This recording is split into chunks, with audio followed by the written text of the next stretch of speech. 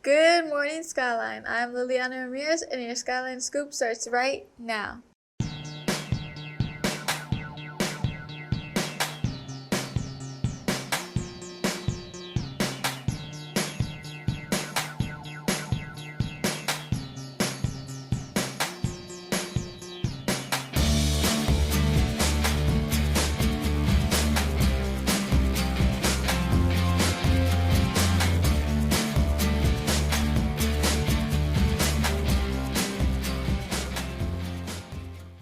Let's start our morning with the Skyline alma mater.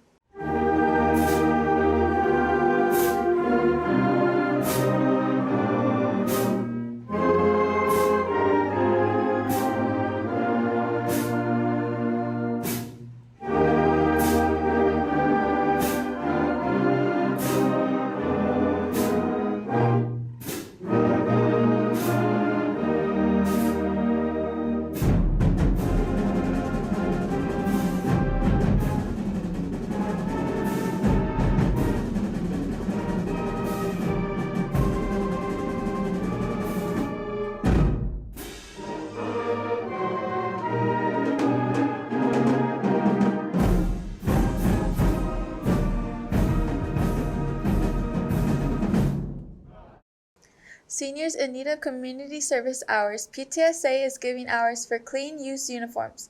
Please bring your gently used uniforms to Ms. Galindo in the main office.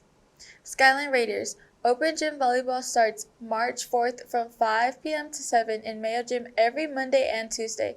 Come show us what you got. The National Honor Society meeting has been postponed, so check our mind for any updates. It's testing season at Skyline. So students, bring your charged laptop to school every day. All testing will be digital and you must have a laptop. Monday will be a tech check for the SAT on Wednesday. Now for your weather update, here's Astrid. Thanks, Lily. Today there will be a high of 51 and a low of 31 with 47% humidity and a 38% chance of rain. Today's astronomy picture is related to Julius Caesar, who reformed the calendar to include leap year every 4 years in 46 BC.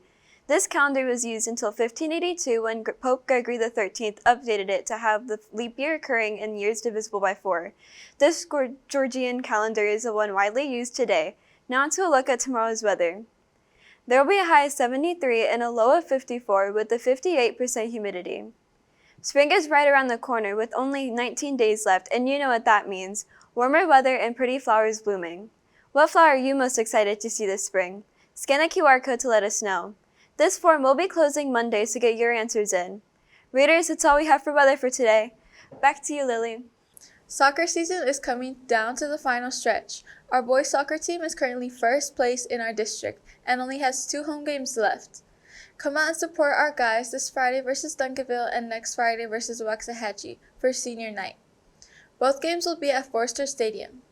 If you need to reduce those tardies, here's your chance to do something. You may bring 1 dozen filled candy eggs, 1 large bag of candy, or 2 dozen empty eggs. Each will count for 1 tardy. You can do up to 3 tardies. The deadline to submit is March 20th. You may take your donations to G53A or the main office. Make sure that you complete the form for credit. If you need community service hours, you may also bring those donations to room G53A. Now, here's College with Cece.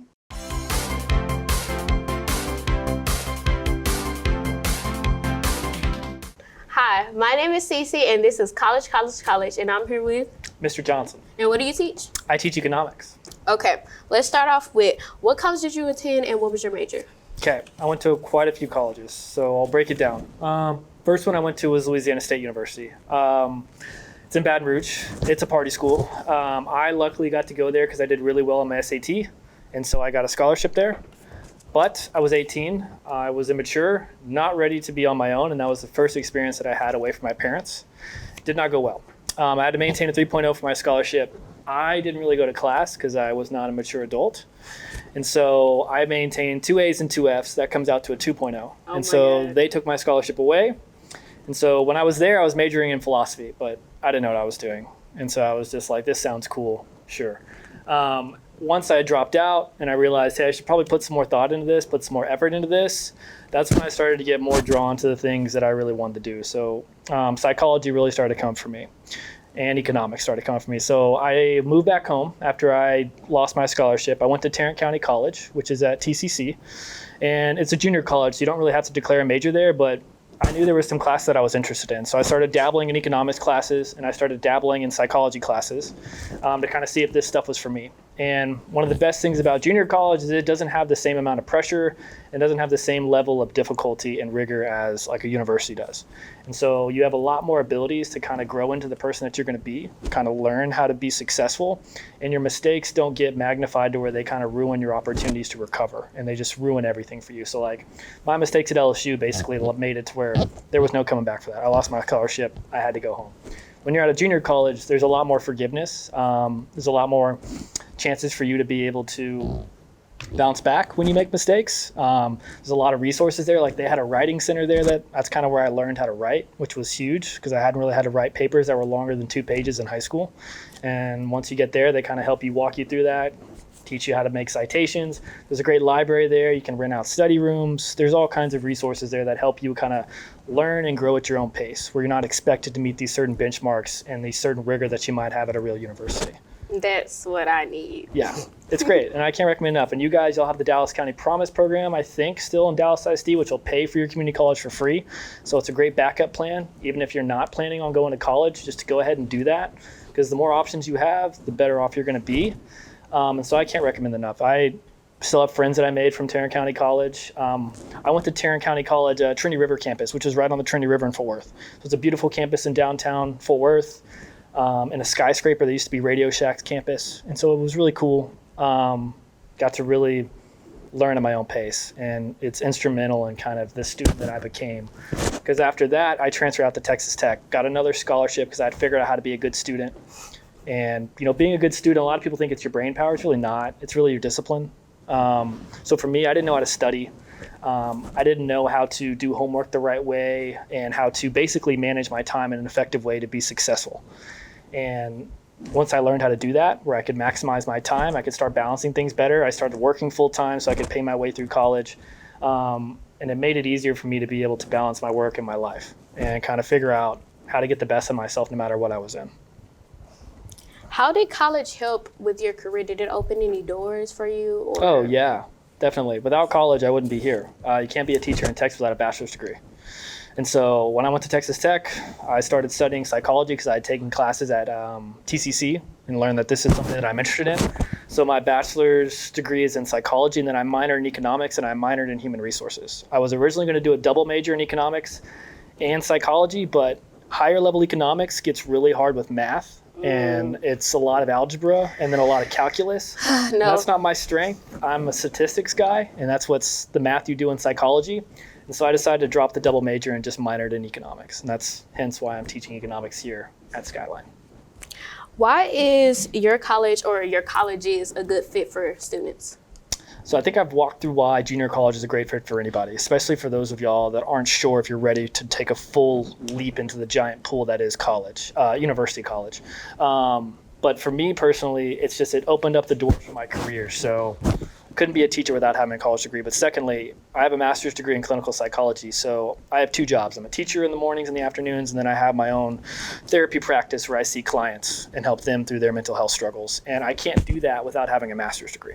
And so going to school after I got my bachelor's and getting another master's degree opened up that career for me and allowed me to get certified where I can legally practice in Texas, and I can do all of that and to be able to do those things. So if I didn't have that master's degree, I wouldn't be able to get certified and be licensed in Texas to do that.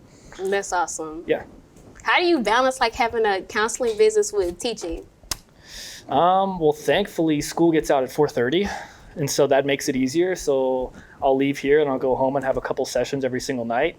It's also helpful. I'm married. I have an amazing wife that supports me really well. I don't have kids, so that's also nice. So I have a lot more time, and so it makes it easier to have 2 careers. But I mean, it really just traces back to the skills that I learned on how to balance out that work-life balance. Since I am big in psychology, a big thing I'm a big proponent of is self-care. and understanding how to put yourself in the best position. So taking care of yourself so you can be the best version of yourself in every aspect of your life, be that in your jobs, be that in your relationships, or be that in whatever it is you want to be. Okay, thank you for sharing your experience. Do You're you have any last words? Not really. Just all of you guys, remember, it's not about how smart you are. It's about how much you're willing to put the work in and your discipline and the routines that you can build. And so don't ever tell yourself you can't do something. For instance, it took me 7 years to get my bachelor's. And so I started when I was 18. I flunked out. I had to go to junior college, and I still made it. And then I was able to go to my master's program and get a master's degree. So just remember, progression is not linear. You're not always just going to be improving and just everything getting better all the time. There's going to be peaks and there's going to be valleys. And so just kind of ride it and just know that as long as it averages out better at the end, then you kind of have to have the peaks and the valleys go together, because you can't really enjoy the good times without the bad times. It is so true. Thank y'all for watching, and stay tuned for next college episode. March 8th is the Principal Plan final deadline to complete all hours for fall courses. Please see the Principal Plan website for more details. Attention all juniors, have you attended a U.S. History STAR tutoring session this week? Remember, all students are recommended to complete 10 hours of tutoring. Make sure you have completed your hour this week. We are offering in-person and virtual tutoring Monday through Saturday. Please see your U.S. History teacher for more information. That's all we have for today, Raiders. Until next time, your Skyline Scoop ends right now.